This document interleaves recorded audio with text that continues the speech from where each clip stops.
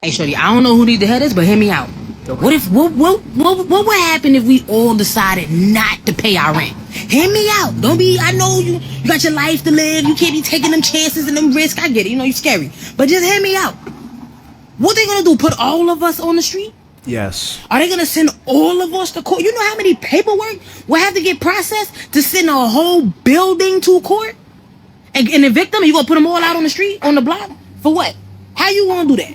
I feel like the best way to rock the system is by not paying the rent, bro. Y'all gotta do steps. Because think about it.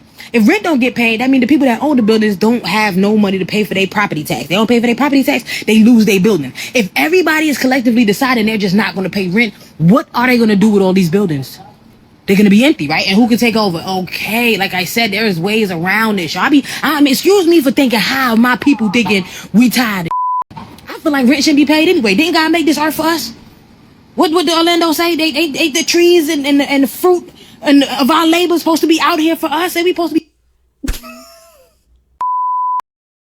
It's so interesting that when the economy starts to squeeze people get real religious, and people have this newfound relationship with God, and all of a sudden they have this revolutionary enlightenment as to what God gave them and what the meaning of life truly is. You know, the economy squeezes them so hard, and it squeezes enlightenment out of them, and it squeezes, you know, religious artifacts out of them, and all of a sudden people get religious and they start thinking, you know, rent should be free. You know, rent is a man-made construct. Rent, that ain't from God. Rent is not of God. So since it's not of God, it shouldn't apply to me. You know, it shouldn't apply to us because God didn't make rent. So what is rent? God didn't make rent. So really, what is rent? Rent should be free. Didn't God create the world and the plants and the oceans for us? So really, why are we even paying? I mean, my God. All of a sudden, people get real religious and all deep and spiritual when the economy's squeezing people and it's time to pay rent. All of a sudden, they have new ideas. All of a sudden, they're a philosopher or a prophet, and they have this new idea and this new relationship with God, and they're walking in the Spirit and trusting in the Holy Ghost. It's really interesting how that comes into play when it's time to pay. Anything but earn some income and pay your way. Anything but earn income and pay your way. Anything but contribute to society. Earn a wage and pay your way. Anything but give back to the system, because it's supposed to be a cycle. It's supposed to be a cycle, right? Rent vouchers, assistance is supposed to be a cycle, a system that is supposed to flow, but we have clogs in the system. We live in a society full of clogs who are clogging the system, who have been clogging the system for years. And the system's not flowing. The system's not flowing. It's not able to flow because of clogs who have this idea, who can think of ideas in grand schemes to avoid paying rent instead of coming up with grand schemes to help them pay rent.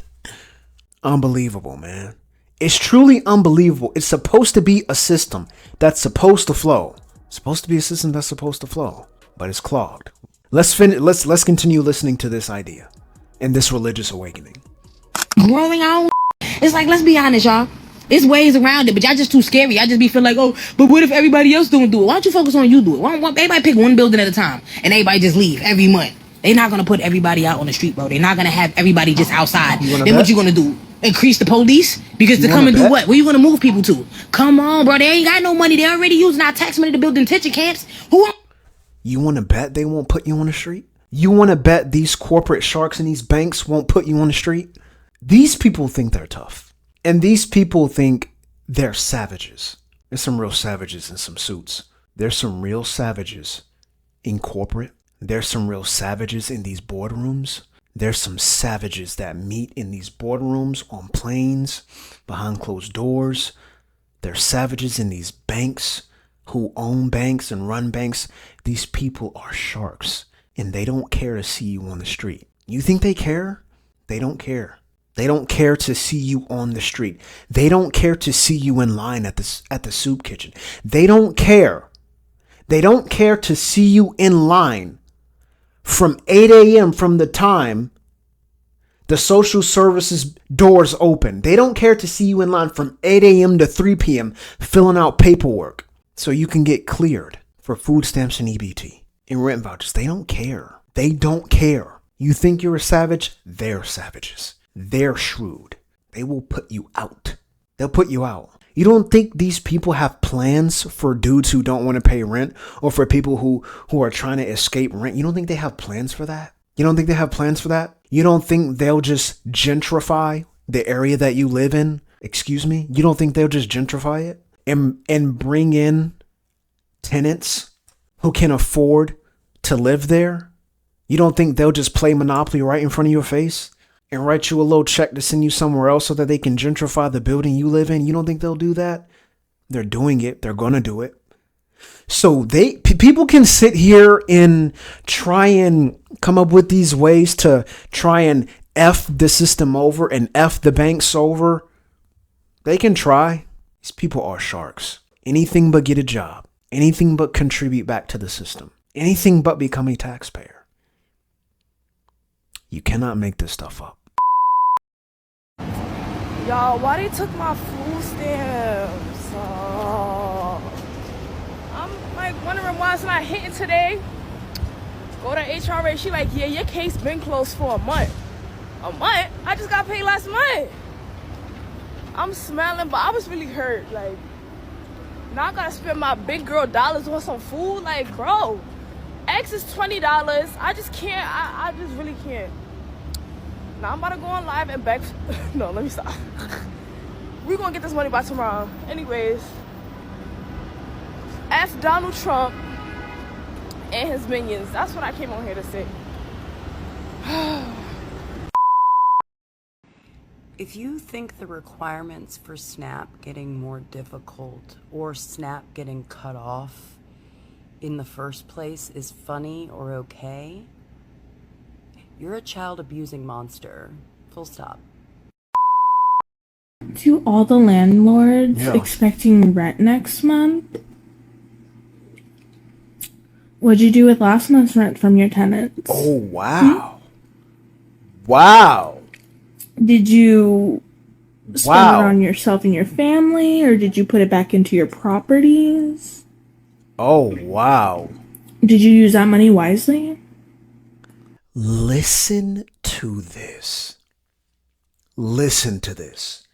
Listen to the arrogance and smugness of this. Listen to this. To the landlords who think they're going to get rent next month. Listen to this.